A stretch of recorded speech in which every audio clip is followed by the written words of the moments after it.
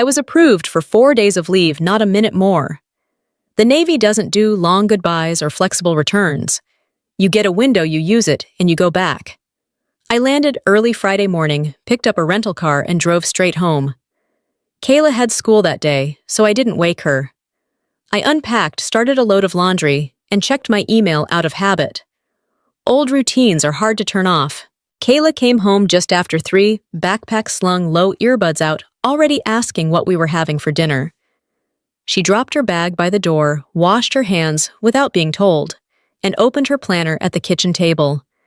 She had a study schedule mapped out by hour. That didn't come from school, that came from watching me. I asked about classes. She gave me the short version. Grades were good. A counselor meeting was coming up. ROTC paperwork was still in progress. She slid a stack of practice problems toward herself and got to work. I watched her for a moment and then looked away. I'd learned a long time ago not to interrupt focus. My phone buzzed. Jennifer, 3 missed calls, then a text. Sunday dinner. Mom wants everyone there. Don't be late. Jennifer didn't ask. She never did. She arranged, she scheduled. She made sure things happened on her terms and then called it family time. I stared at the message, thought about replying, and set the phone face down instead. Kayla kept working. The pencil moved steadily across the page. Saturday went the way Saturdays usually did when I was home. Grocery run, oil change, a quick visit to my parents to drop off mail that had piled up. My mother hugged me too long. My father asked about work and listened with half his attention while the TV murmured in the background. Jennifer wasn't there. That was intentional. She preferred an audience. By Sunday afternoon, Kayla was dressed and ready before I was. She chose a simple sweater and jeans, hair pulled back.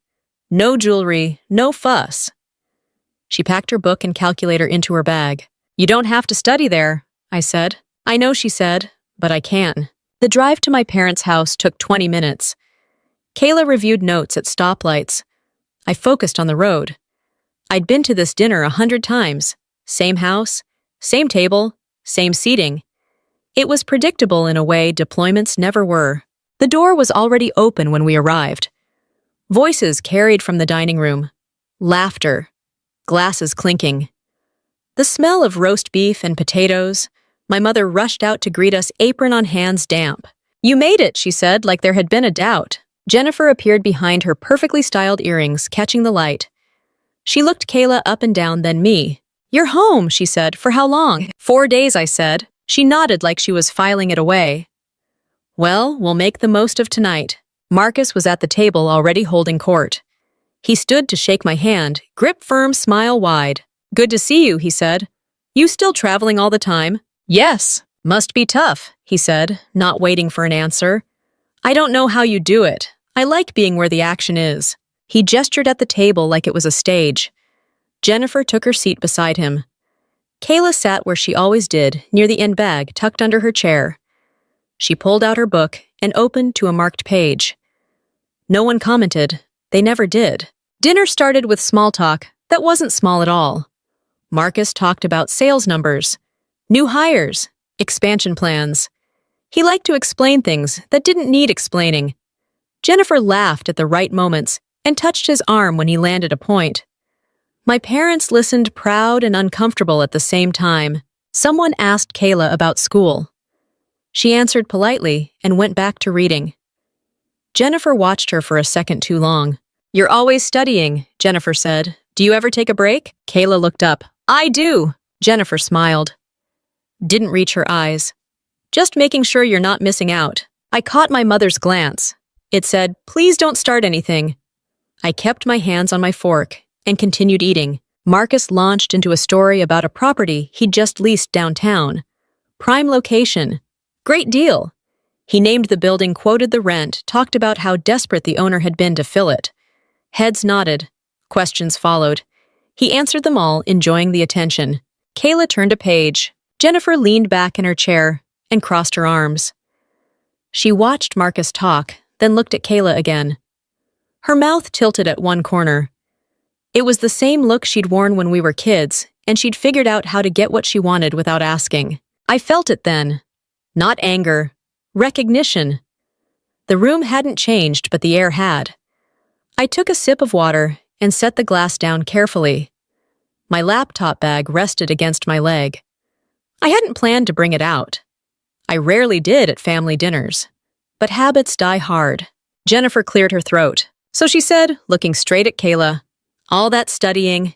You ever think about what comes after?" Kayla closed her book just enough to hold her place. Yes. Jennifer reached under the table and came back up with something in her hand. It was a mop. Wooden handle worn smooth. I recognized it. My mother's hallway closet. Jennifer set it across her palms like it was a gift. "This is your future," she said, voice light, smile fixed.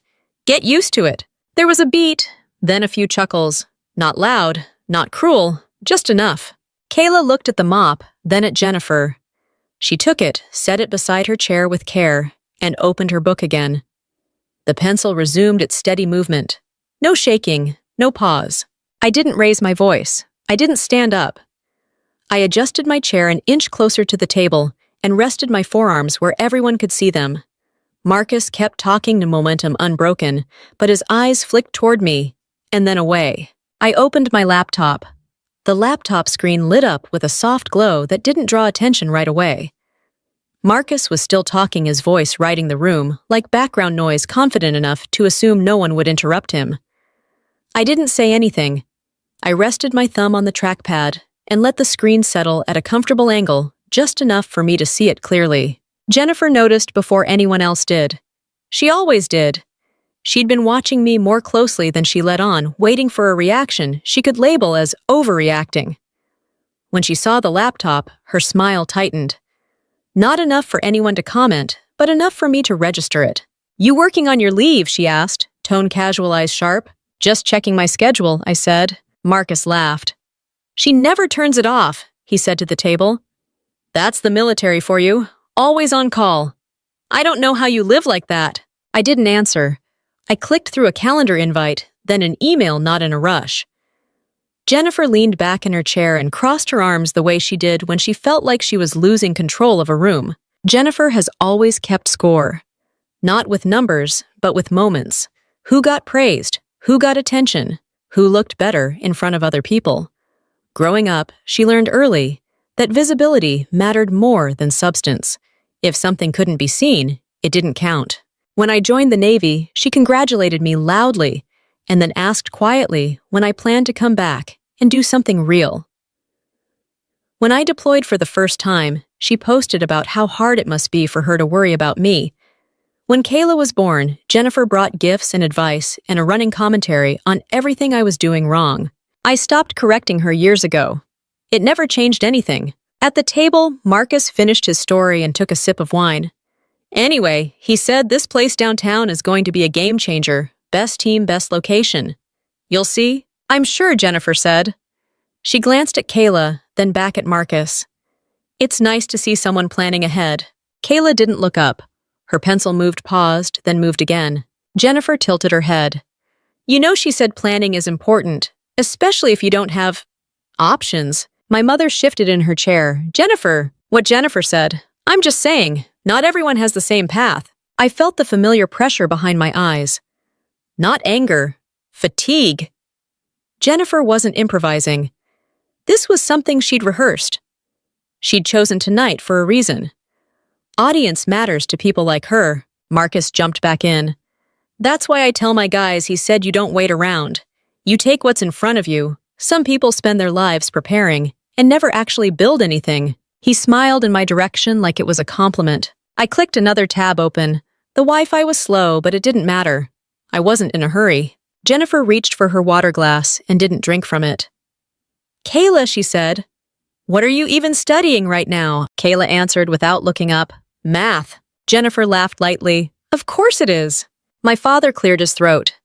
"She's always been good with numbers." "Yes," Jennifer said, "but grades aren't everything. The world doesn't care about test scores." Kayla finally looked up. "They matter to me." Jennifer blinked, surprised. She recovered quickly. "That's good. I just don't want you getting your hopes up." I closed the calendar and opened my email. The inbox loaded slowly, message by message. Jennifer watched the screen more than she watched Kayla now. You still running around all the time, she asked me. You ever think about settling down somewhere permanent? I mean, Kayla's not getting any younger. I have a plan, I said. Jennifer smiled again. I'm sure you do. Marcus leaned back. Some people are planners. Some people are builders, he said. I prefer to show result. He gestured around the table. Jennifer's earrings caught the light when she nodded along. My mother looked at her plate. My father focused on cutting his food into precise pieces. Jennifer leaned forward. I just worry, she said, voice softening in a way that sounded caring if you didn't know her. Kayla sees all this discipline and thinks that's enough. But discipline doesn't always pay the bills. I felt Kayla's foot brush mine under the table. Not a plea, a signal. She was fine. I've paid my bills, I said. Jennifer shrugged. For now? Marcus laughed again, louder this time. Hey, there's nothing wrong with honest work, he said. Someone's got to do it. A few people smiled. Someone else chuckled. No one said a word. I scrolled. The email thread I needed was there exactly where it always was. Subject line clear. Dates lined up. Names spelled correctly. I didn't open it yet. Jennifer noticed my stillness. You're awfully quiet, she said. Everything okay? Everything's fine, I said. She studied my face like she was looking for a crack. She didn't find one. Jennifer has always believed that silence means surrender, that if someone doesn't argue, they've lost. It never occurred to her that silence can be a choice. She reached for the mop again, nudged it slightly with her foot so it leaned more visibly against Kayla's chair. Just being realistic, she said. Better to know where you're headed than to pretend otherwise. Kayla adjusted her notebook. She wrote one more line, then set her pencil down carefully parallel to the edge of the page. I placed my palm flat on the table. Not to stop anything, just to ground myself. Marcus, Jennifer said, tell her about the lease again. The part about the owner practically begging. Marcus smiled eager. Oh yeah, that was the best part. As he started over, I clicked the email open. The screen refreshed. The sender's name appeared at the top. I angled the laptop slightly closer to me, still not turning it outward. Jennifer's eyes flickered from Marcus to the screen and back. For the first time that night, she looked uncertain. The email sat open on my screen, while Marcus repeated himself louder this time, filling in details no one had asked for. I let him talk. I didn't look at Jennifer. I looked at Kayla. She had shifted the mop slightly, so it wasn't touching her leg anymore. Not out of disgust, out of neatness. She lined it up with the chair parallel to the table leg, then pulled her notebook back in front of her. The page was full of clean handwriting margins, straight numbers boxed. She turned the page once and kept going. Jennifer noticed. She always noticed when Kayla refused to perform. You're really not embarrassed? Jennifer asked, trying to keep her tone playful. Kayla didn't answer right away. She finished the problem she was working on, wrote the answer, then looked up. No, she said. Why would I be? A couple of people shifted in their seats. Someone cleared their throat. Jennifer laughed, a short sound that didn't land. I'm just saying, Jennifer said. Most kids would be mortified. Kayla shrugged. Most kids aren't me. That caught Marcus's attention. He stopped mid-sentence and glanced down the table. You got a little attitude there, he said. Kayla met his eyes. I'm focused. Marcus smirked. On what you think a book's going to save you, I set my hand lightly on Kayla's shoulder. Not to stop her, just to let her know I was there. She's doing fine, I said. Jennifer waved a hand. Relax, we're teasing, it's family. Kayla went back to her notebook. The pencil scratched steadily. I recognized the rhythm. She did that when she was blocking out noise. She'd learned it on long nights, waiting for me to get back from duty, sitting at the kitchen table working through assignments while the house stayed quiet. When Kayla was younger, people mistook her calm for passivity. Teachers, coaches, even relatives. They'd say she was shy or withdrawn. They didn't see what I saw.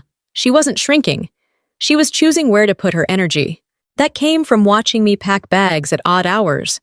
From learning that you don't argue with a schedule, you adapt to it. You don't complain about what you can't control, you prepare for what you can. Jennifer leaned closer. So what's the big plan then? She asked Kayla.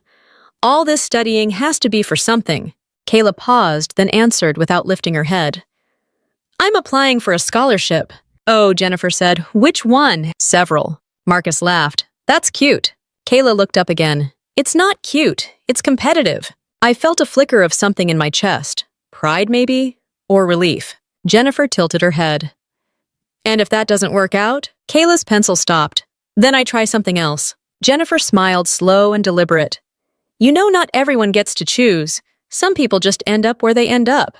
Kayla considered that. I know. And you're okay with that? Jennifer asked. I'm okay with working, Kayla said.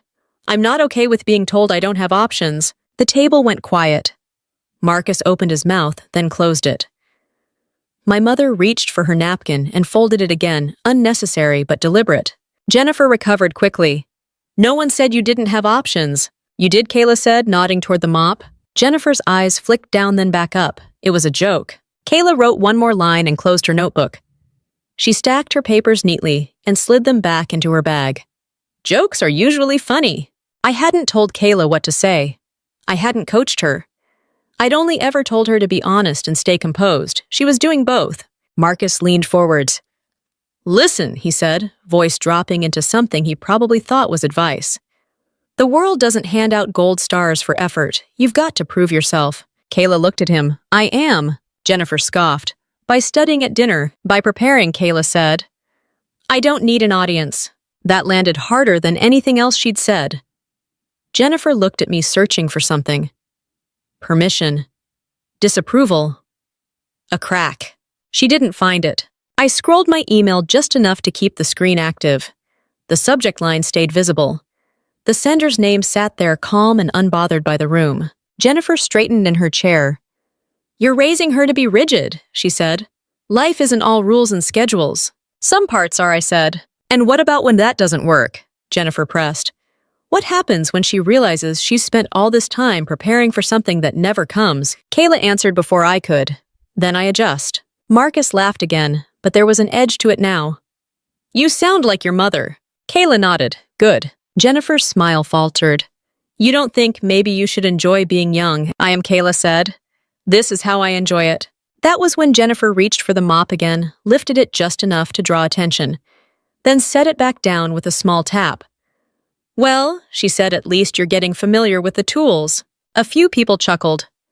Not because it was funny, because it was easier than saying something else. I felt the weight of every eye on Kayla. She didn't flinch. Instead, she zipped her bag, stood up, and slid the chair back in without scraping the floor. I'm going to get some water, she said. Sit down, Jennifer said. We're not done. Kayla paused. She looked at me. I met her gaze and nodded once. She went to the kitchen, filled a glass, and leaned against the counter, calm as ever. My mother hovered nearby, whispering something I couldn't hear. Kayla listened, nodded politely, and took a sip. At the table, Marcus resumed his story like nothing had happened. Jennifer tried to laugh along, but her attention kept drifting to the kitchen and back to my laptop. I clicked the trackpad again. The email opened fully. Attachments lined up beneath it. Lease summary, management notes, dates, clean and orderly. Jennifer saw the attachments and stiffened. What are you even doing? She asked. Reading, I said. She stared at the screen longer this time. The uncertainty from earlier sharpened into something closer to concern. Kayla returned to her seat and placed the glass carefully to the right of her plate. She sat down, hands folded in her lap, posture straight. Marcus finished his sentence and waited for laughter that didn't come. He frowned, glanced around, then looked at me.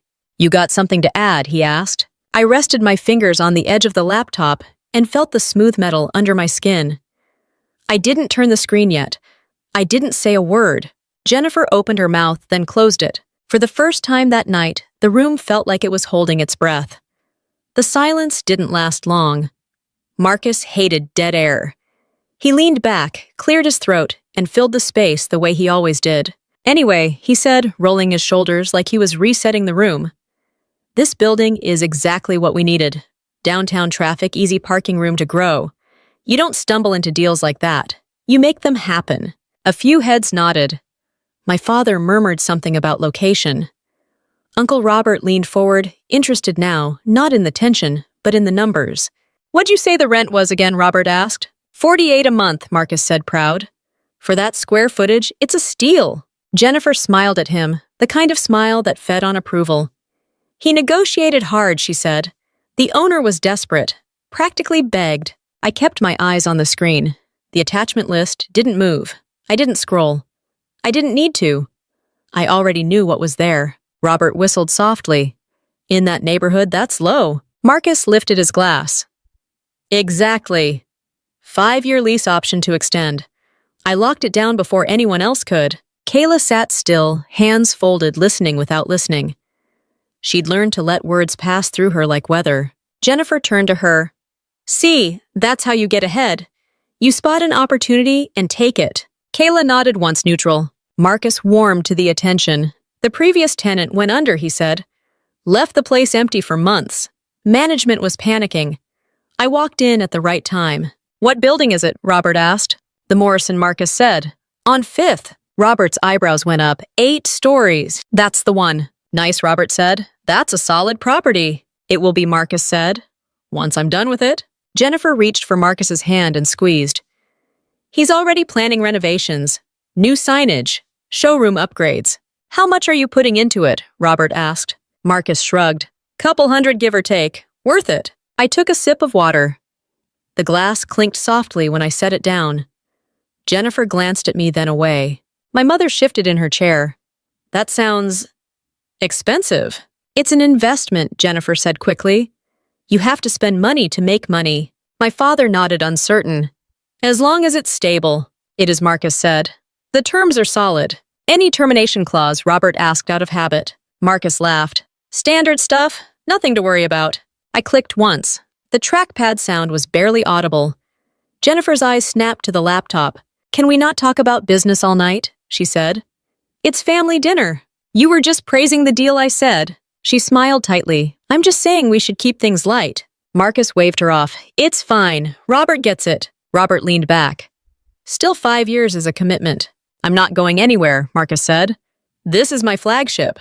Kayla glanced at me, then back at the table. She didn't say anything. Jennifer took a breath. Kayla, she said, you should pay attention. This is how adults plan. Kayla looked at her. I'm paying attention. To what? Jennifer asked. To how people talk about money, Kayla said, and how they treat each other while they do it.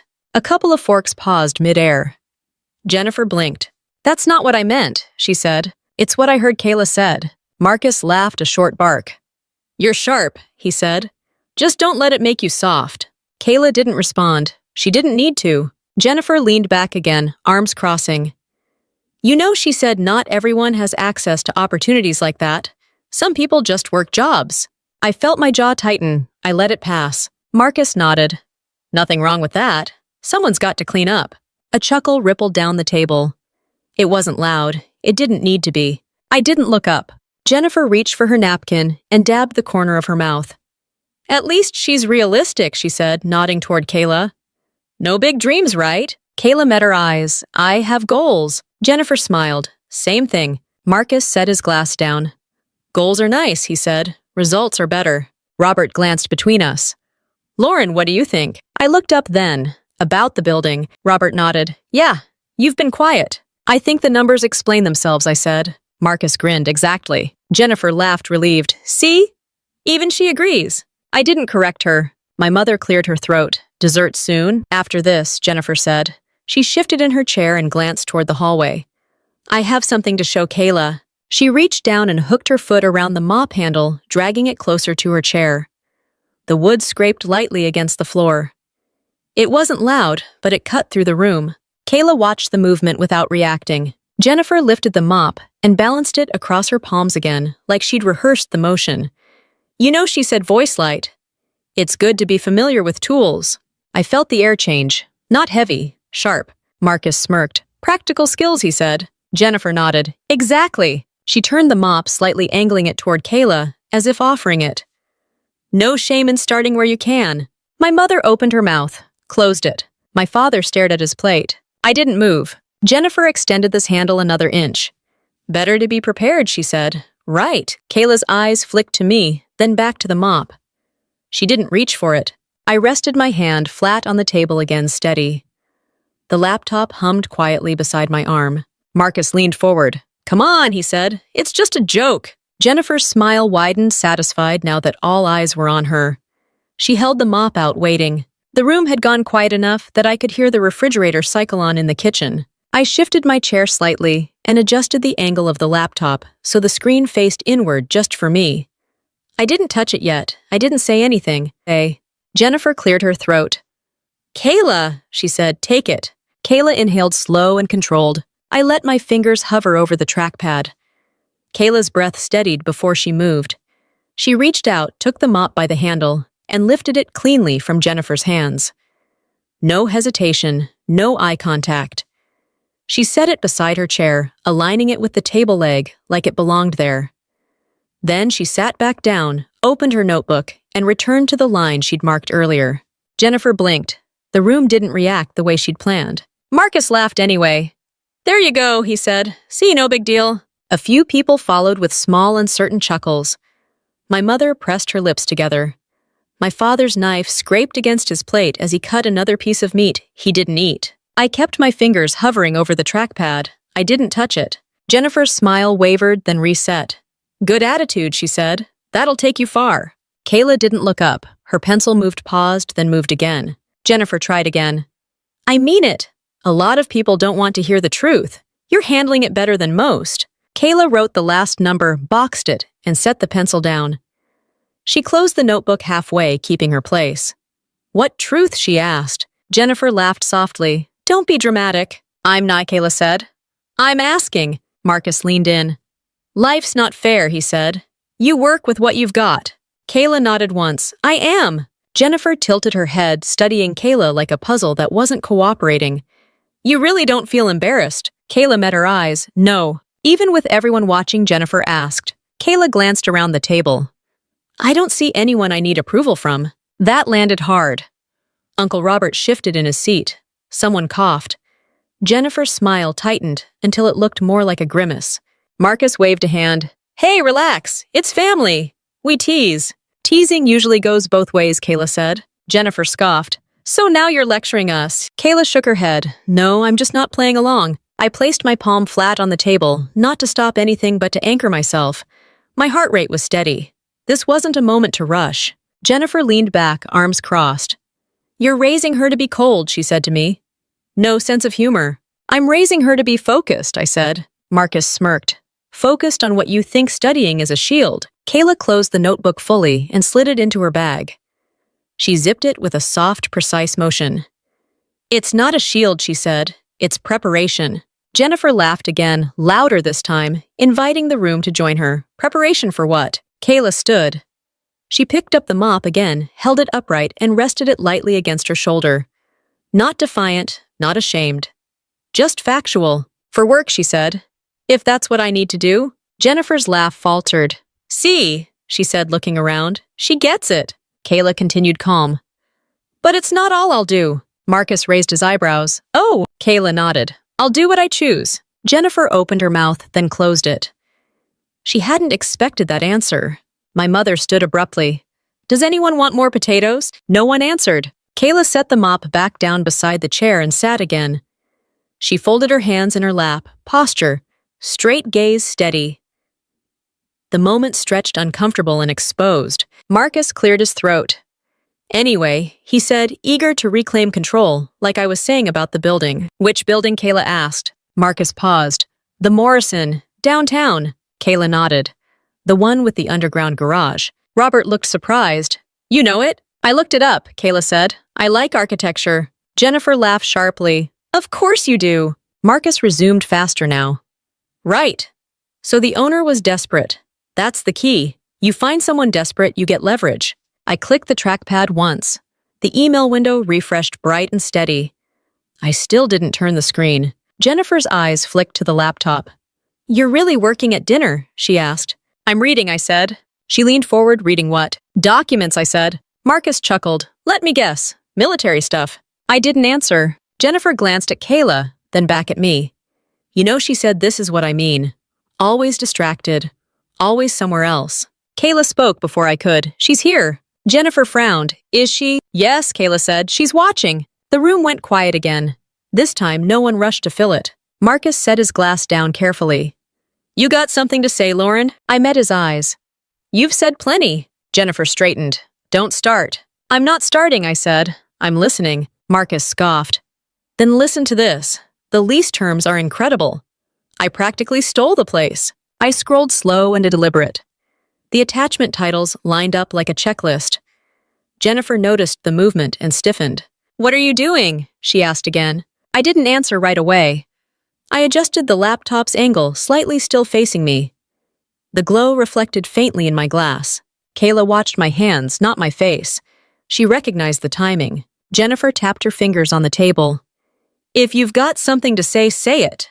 Marcus leaned forward. "Yeah, spit it out." I rested my fingers on the edge of the laptop and felt the cool metal. I didn't turn the screen yet. I didn't raise my voice. I didn't look around the table. Kayla picked up her water glass and took a sip, unhurried. Marcus waited. Jennifer waited. The room waited. I took a breath slow and controlled and kept my eyes on the screen in front of me. I let the breath go and kept my voice level. "Marcus?" "I said you mentioned the owner was desperate." He nodded, eager. "Absolutely. Place sat empty. Months." Jennifer watched my mouth instead of my eyes. She was waiting for a slip. I didn't give her one. "How long was it empty?" I asked. Marcus shrugged. 6 months. Maybe more.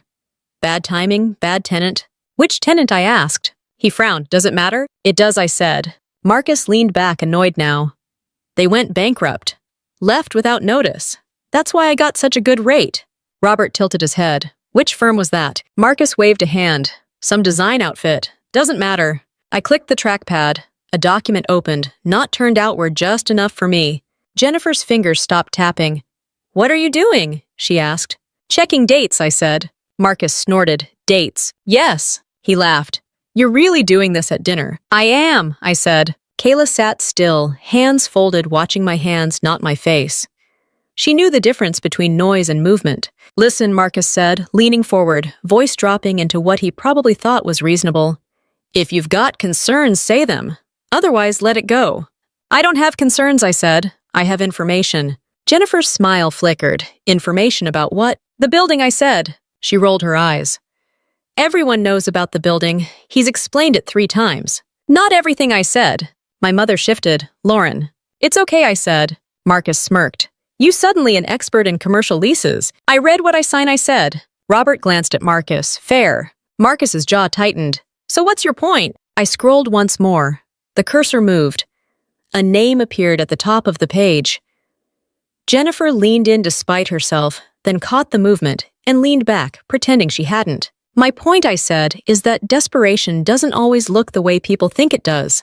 Marcus laughed. "Now you're giving lessons." "No," I said, "I'm clarifying." Jennifer crossed her arms. "Clarifying what?" "The timeline," I said. Marcus exhaled sharply. "This is ridiculous." "Is it?" I asked. He stared at me. "You're acting like you were involved." I didn't answer right away. I adjusted the laptop's angle a fraction, still facing me. The glow reflected off my water glass. Kayla took another sip. Slow, steady. Jennifer leaned forward, voice low. "If you've got something to say, say it." I nodded once. "Okay." Marcus straightened, ready. "Go ahead." "The building you leased," I said, "wasn't empty because no one wanted it." Marcus scoffed. "You don't know that." "It was empty because the previous tenant defaulted," I said, "and the owner had to clear liens before accepting a new lease." Robert's eyebrows rose. "That tracks." Marcus frowned. "How would you know?" "I read the notices," I said. Jennifer's eyes narrowed. "What notices?" "Public filings," I said. "They're not hard to find." Marcus laughed again, but it sounded thinner now. "You really looked all this up." "I keep records," I said. He leaned forward. "Why?" "Because it's my job," I said. Jennifer scoffed. "Your job is the Navy." "And asset management," I said. The room shifted, not loudly, subtly. Chairs creaked. Forks paused. Marcus stared. "Asset management." "Yes." Jennifer waved a hand. "She means retirement accounts." "Don't be dramatic." I shook my head. "I don't." Marcus frowned. "You're serious." "I am." Robert leaned back, studying me. "You manage properties?" "Yes," I said. Jennifer laughed sharp. "Since when?" "For a while," I said. "How many?" Marcus asked, skeptical. "Enough," I said. Jennifer rolled her eyes. "This is getting absurd." "Is it?" I asked again. Marcus looked at the laptop. "If you've got proof, show it." "I didn't bring this to show anyone," I said. "Then why open it?" Jennifer snapped. "Because I needed to read something I said. And because you asked." Kayla shifted slightly in her chair, aligning the mop again without looking at it. The room noticed. That irritated Jennifer more than anything else. Marcus tapped the table. You're dodging. I'm not, I said. I'm being precise. Jennifer leaned back, frustrated. Fine, be precise. I scrolled to the top of the document. The title line settled. I read it silently once more to be sure. Marcus watched my face, searching. What does it say? I lifted my eyes to him. It says the Morrison building is owned by an LLC. He smirked. Of course it is. Yes, I said. And it lists the principal. Jennifer leaned forward, which is, I paused, not for drama, for timing. The room had already gone quiet enough. It's me, I said. Marcus laughed, loud. Disbelieving. That's not funny. I'm not joking, I said. Jennifer stood halfway, then sat back down. That's impossible. I bought it 3 years ago, I said, from the Henderson estate. Robert's eyes widened. That sale was quiet. Yes, I said, cash. Marcus's laugh cut off. You're lying. I'm not, I said. Jennifer shook her head. You run around on deployments, you don't? I run a cleaning company, I said. And I use it to evaluate properties. Marcus stared. You're saying you own the building I leased. I do, I said. Silence dropped hard this time. No one rushed to fill it. Jennifer's mouth open, closed. You never said. You never asked, I said. Marcus pushed his chair back slightly. This is a joke. It's not, I said. Robert cleared his throat. If that's true. It is, I said. Marcus reached for his phone. I'm calling my attorney. Of course you are, I said. Kayla sat back, calm eyes on the table like this was just another problem set being worked through. Marcus dialed, pacing now. Jennifer stared at me like she was seeing a stranger. My mother pressed her hand to her mouth. My father finally looked up from his plate. Marcus put the call on speaker. Tell her, he said when the line connected. Tell her who owns the Morrison. A pause. Papers rustled on the other end. The Morrison building is held by Summit Commercial Properties, the attorney said. The principal owner is... Marcus stopped pacing. Jennifer inhaled sharply. The attorney continued, clear and professional. Lauren Reed. No one spoke, not a sound. Marcus lowered the phone, staring at the screen like it might argue back. I closed the laptop gently and set it beside my plate. I didn't look around the table. I didn't need to. I rested my hands flat on the wood and stayed where I was. Marcus didn't end the call right away. He stood there with the phone still pressed to his ear, eyes unfocused like he was waiting for the attorney to laugh and say there had been a mistake. The voice on the other end didn't change. It stayed professional, calm, and very real. Yes, the attorney repeated. Summit Commercial Properties, LLC. Principal owner, Lauren Reed. The lease was executed through our standard property management process. Marcus finally pulled the phone away and stared at it. You reviewed this lease, he said. You didn't notice. I noticed the terms, she replied. They were favorable. Ownership wasn't relevant to your obligations as a tenant. Jennifer leaned forward, hands gripping the table. Wait, she said, cutting in. Are you saying she approved it? The application was approved, the attorney said. That's correct. Marcus's voice dropped. By her, there was a pause. By the owner's management company, which she controls. The words landed one by one like weight being added to something already strained. Marcus swallowed. Is this even legal? Yes, the attorney said. There's no requirement for a property owner to disclose their identity to a commercial tenant. Everything was handled appropriately. Jennifer shook her head. That can't be right, it is the attorney said. If you have concerns, we can review the termination clause. Marcus's shoulders tensed. What about it? You may terminate with 90 days' notice, the attorney said, and a fee equal to 3 months' rent. Marcus did the math out loud without realizing it. That's $144,000. Correct, the attorney said. Plus any improvements already made to the property, which remain with the building. Marcus closed his eyes. Jennifer grabbed his arm. Tell her to stop, she said, voice sharp. Tell her this is a conflict of interest. The attorney's tone didn't change. There is no conflict. The lease is valid. Marcus ended the call without another word. The phone dropped to the table with a soft thud. No one spoke. Even the refrigerator had gone quiet. Jennifer turned to me slowly. You did this on purpose.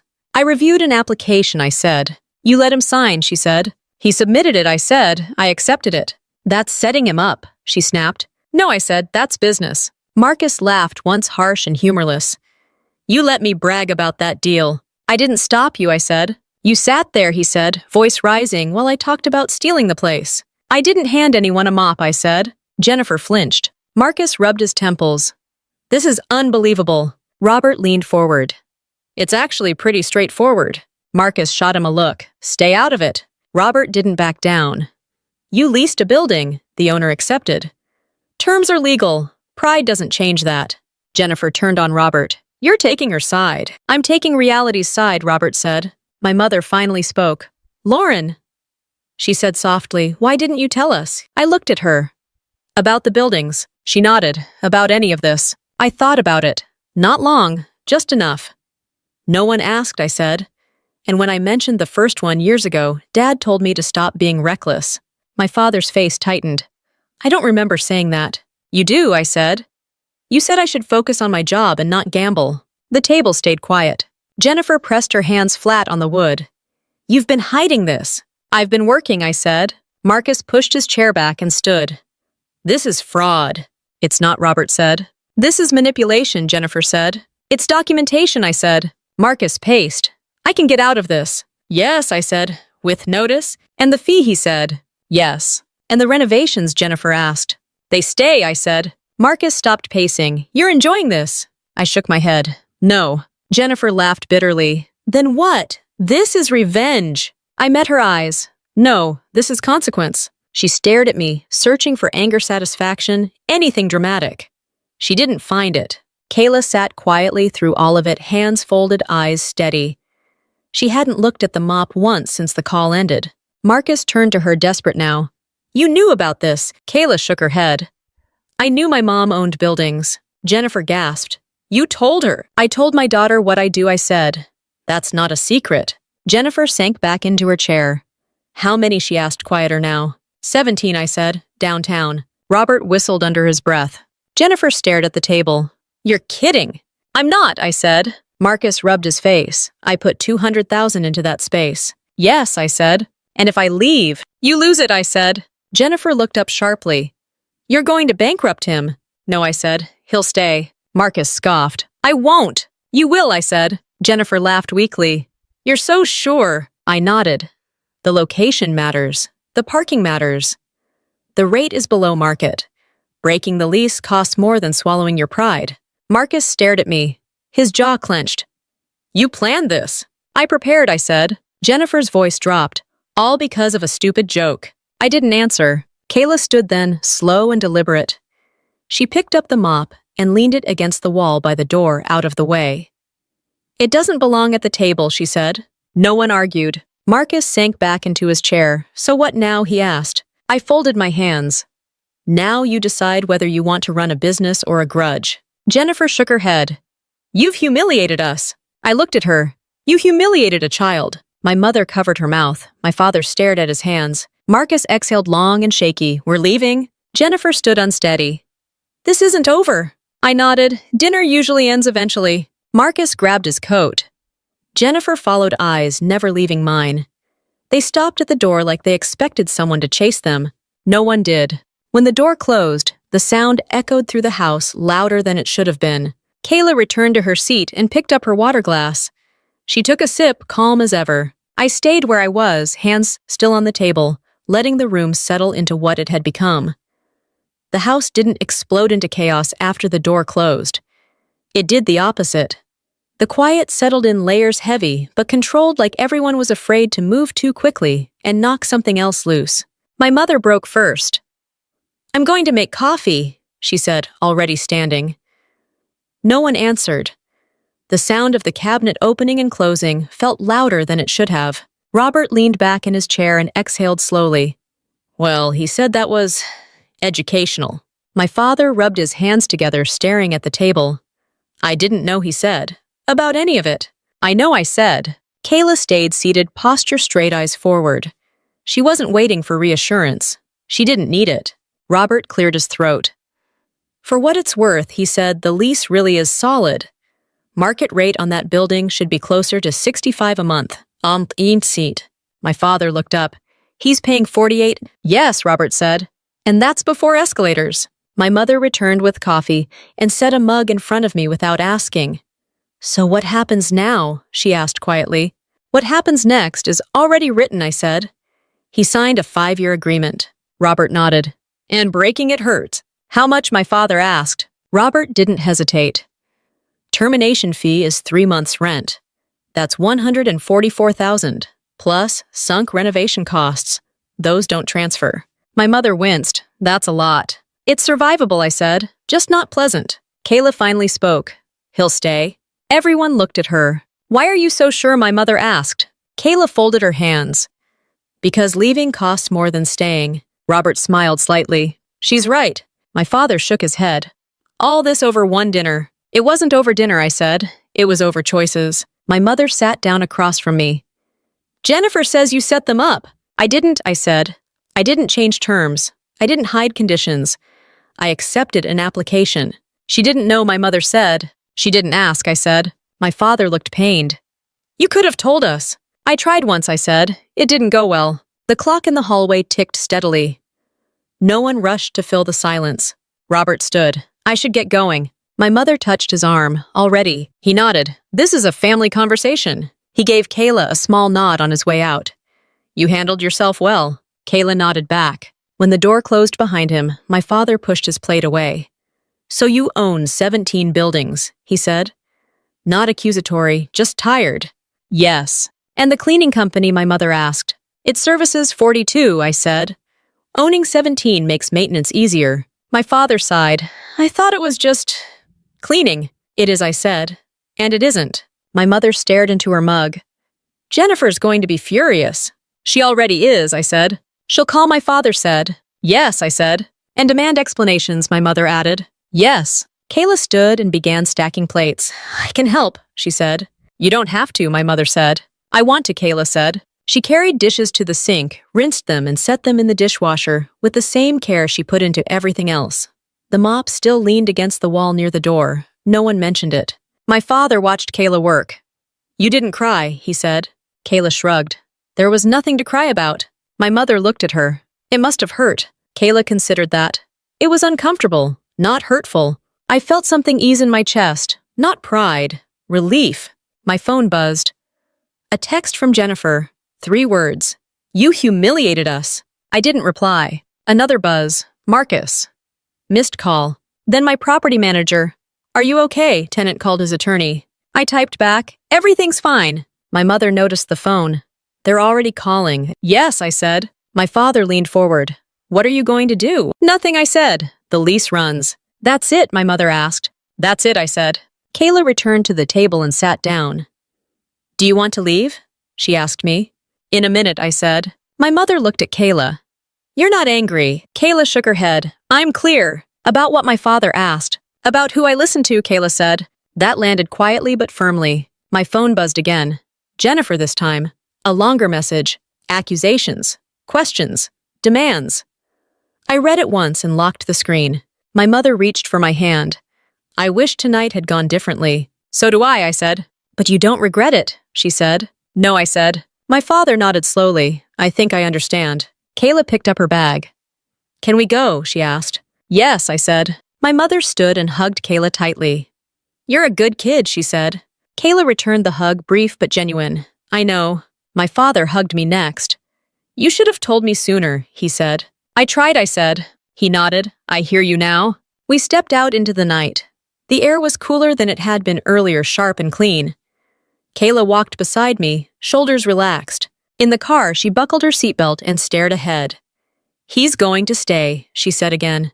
Yes, I said. And he's going to hate it, she added. Yes. She nodded, satisfied. That's expensive. It is, I said. She leaned her head back against the seat. I'm okay, she said. I know, I said. My phone buzzed once more as I pulled out of the driveway. A new message from Marcus. We need to talk. I didn't answer. Kayla watched the streetlights pass one by one, then opened her bag and pulled out her notebook. She flipped to a fresh page and began writing pencil, moving in steady strokes. I kept my eyes on this road and drove us home. The car rolled to a stop at a red light, and Kayla kept writing like nothing else mattered. The glow from the street lamp slid across the windshield and faded again. I waited until we were back on the main road before speaking. You don't have to study tonight, I said. She didn't look up. I want to. I nodded and drove. The house was quiet when we got home. Kayla set her bag down, lined her shoes by the door, and went straight to the kitchen to refill her water bottle. I checked the lock's habit more than concern and set my phone on the counter face down. It buzzed anyway. Jennifer, again. I ignored it. Kayla sat at the table and spread her notes out, posture, relaxed, shoulders loose. There was no tension in her movements, no delayed reaction waiting to break through later. Some people think strength shows up as anger. Others mistake composure for denial. I've learned the difference the hard way. I poured myself a glass of water and sat across from her. "Do you want to talk about it?" I asked. She shook her head.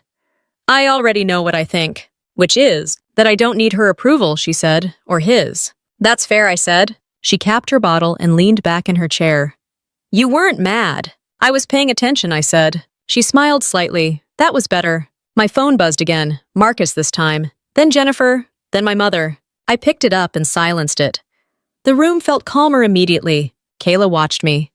"Are they going to keep calling?" "Yes," I said. "Are you going to answer?" "Not tonight," I said. She nodded. "Good." The next morning, I woke early out of habit.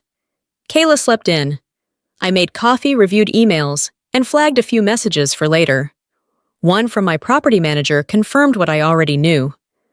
The tenant had called twice, angry and confused, asking about exit options that didn't exist. Another message came through while I was reading. "Jennifer longer this time. You embarrassed us in front of everyone.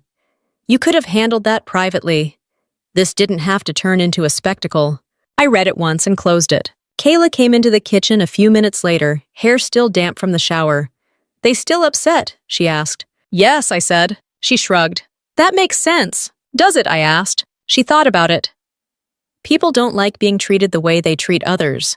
I smiled. "That's accurate." She poured cereal and sat down. "Are we still going to Grandma's next Sunday?" "I don't know," I said. She nodded, accepting the uncertainty without pushing. Around noon, my mother called. I let it ring once, then answered. "Are you okay?" she asked. "Yes." "Jennifer says you're cutting her off." "I'm setting boundaries," I said. "She's your sister." "I know," I said. "That doesn't mean she gets access without respect." There was a pause. "She's hurting." "So is Kayla," I said. "She didn't look hurt," my mother said. "That's not the same thing," I said. Another pause. "I wish you'd told us sooner." "I told you when it mattered," I said. My mother sighed. "Will you still come by?" "Yes," I said. "When it's calm." After I hung up, Kayla looked up from her notes. That was Grandma. "Yes. She's worried. She usually is." Kayla smiled faintly. I don't blame her. That afternoon, Marcus left a voicemail. Short, controlled, asking to talk, suggesting they could work something out. I didn't delete it. I didn't respond. Kayla watched me listen to it. "Are you going to?" Eventually, I said. "Why?" "Because boundaries don't mean silence forever," I said. "They mean choosing when and how." She nodded. "That makes sense." Later, we went for a walk. Nothing dramatic. Just the neighborhood familiar sidewalks, dogs barking behind fences. Kayla talked about her counselor meeting, about scholarship deadlines, about a math problem she couldn't quite resolve. I listened. At dinner, my phone buzzed again. Jennifer this time shorter. "We didn't know. You should have told us." I set the phone down without answering. Kayla noticed. "She's trying to rewrite it." "Yes," I said. "Are you going to let her?" "No," I said. She smiled, satisfied. That night, after Kayla went to bed, I finally replied to Marcus. One sentence. "We can talk next week, through email." No insults, no explanations. I slept well. The following day, my leave clock kept ticking. Errands, laundry, paperwork. Life moving forward without asking permission. Jennifer didn't stop trying. Texts, calls, messages through my mother, each one framed differently. Confusion, anger, guilt. None of them included an apology. Kayla noticed. "She hasn't said sorry." "No," I said. "Does that matter?" "Yes," I said. "But it's not my job to force it." On my last evening at home, Kayla packed her bag for school the next day. She lined everything up on her desk, checked her planner, and set her alarm. "You ready for me to go back?" I asked. She nodded. "I'm good." "You sure?" "Yes," she said. "I know how to handle things." I believed her. My phone buzzed one last time that night. A message from my property manager. Tenant confirmed he's staying. Renovations continue as planned. I locked the screen and set the phone down. Kayla finished packing and sat on her bed tying her shoes. "He's stuck, isn't he?" "Yes," I said. She stood and slung her backpack over her shoulder, testing the weight.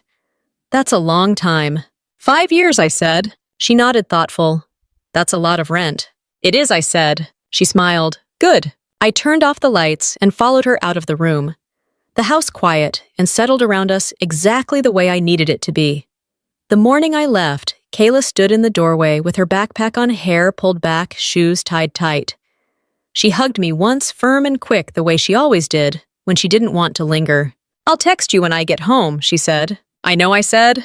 I drove to the airport, returned the rental, cleared security, and boarded without drama.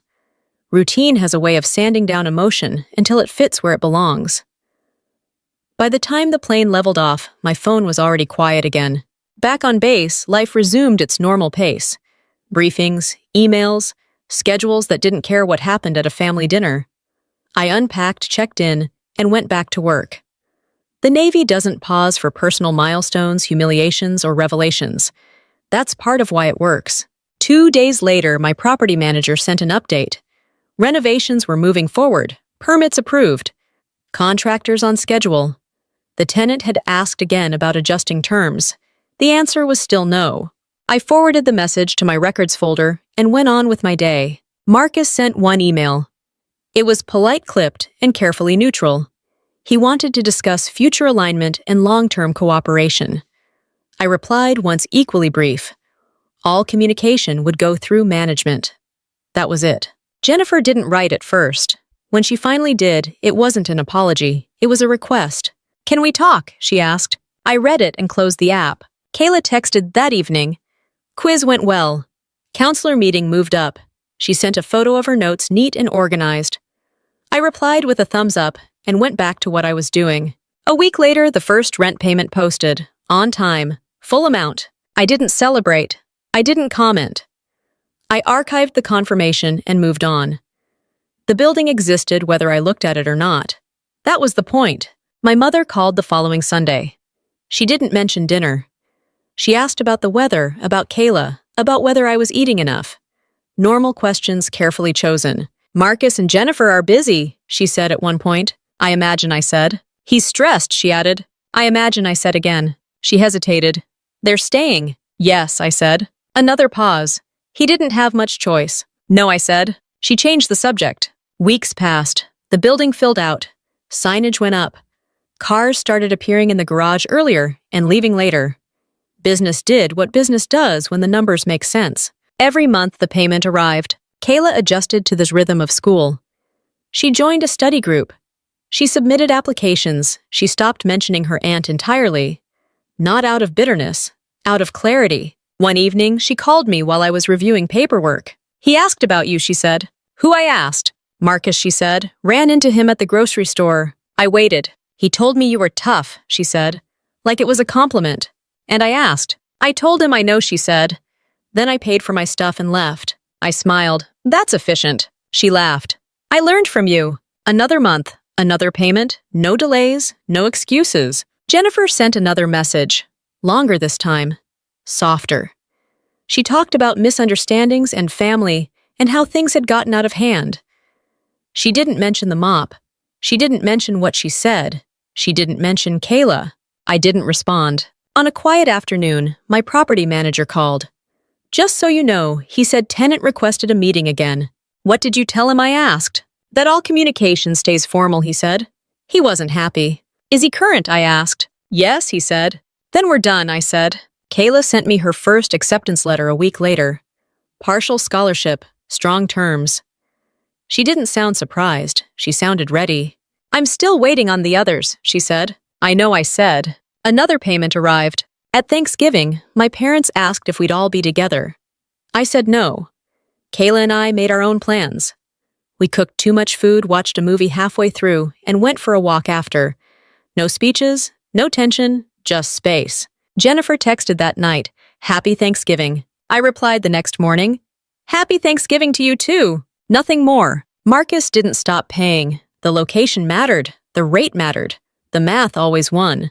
Kayla kept studying. She kept planning. She stopped carrying her notebook to family gatherings because there were fewer gatherings to attend.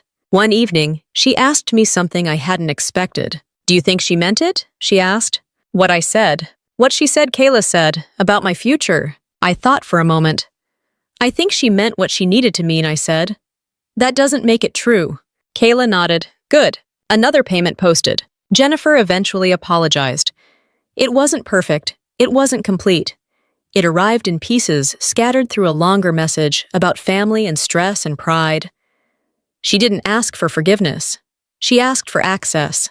I read it. I didn't answer right away. When I did, it was simple. We can talk when Kayla is ready. Kayla read the message when I showed her. She didn't react much. Not yet, she said. That's fine, I said. The months continued. Seasons changed. The building stayed busy. The numbers stayed consistent. Marcus stopped asking for meetings. Jennifer stopped explaining herself. The system didn't care who felt embarrassed or justified. It only cared that obligations were met. Every month the payment arrived. Kayla received her final acceptance in the spring. Better terms. More options. She chose carefully the way she always did. I don't need to rush, she said. No, I said, you don't. We celebrated quietly. No posts, no announcements, just dinner at home and a plan on paper. Later that night, my phone buzzed. Another rent confirmation. Same amount, same date. I locked the screen and set it down. Kayla went back to her desk and opened her notebook, flipping to a fresh page. She wrote the date at the top, underlined it once, and started outlining her next steps. I watched her for a moment, then turned off the light in the hallway and let the house settle. Some lessons don't need reminders. Some don't fade. They show up on a schedule regular and unavoidable, every month. People often think revenge has to be loud to be effective. It doesn't. Sometimes it's quiet, structured, and boring in the best possible way. What happened at that dinner wasn't about winning an argument or humiliating someone back. It was about refusing to let a child's future be defined by someone else's insecurity. Kayla didn't need shouting. She didn't need saving. She needed space, clarity, and the freedom to keep choosing her own direction. Family drama has a way of exposing who respects boundaries and who only respects power. In the end, the system spoke. Contracts held. Time passed, and a lesson that started with a mop turned into something far more permanent. If you're drawn to family revenge stories where patience beats rage, where family drama unfolds through real choices and real consequences, consider subscribing to the channel. These stories aren't about fantasy payback. They're about quiet strength, discipline, and what happens when you let the truth do the work. Truth do the work. Truth do the work. Truth do the work. Truth do the work.